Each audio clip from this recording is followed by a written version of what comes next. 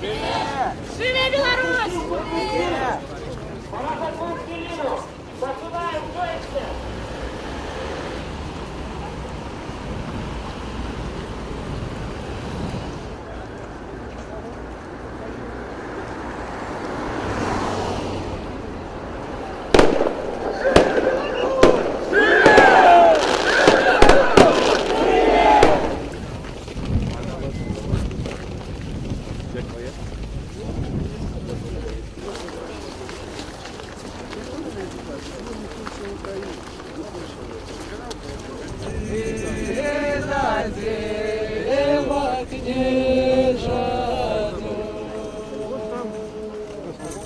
Я не бачу, хто це ми.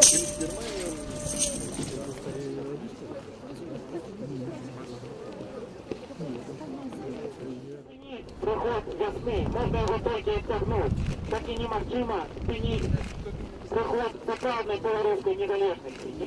Не давайте гесторику, не археологи, нечто кажуть продальони. Пенсию тогда у ОМОНовцев заберете и у Лукашенки, и мне пенсию дадите. Сохраните только, где той Гриць? А этого хлопца я только не знаю, как фамилия.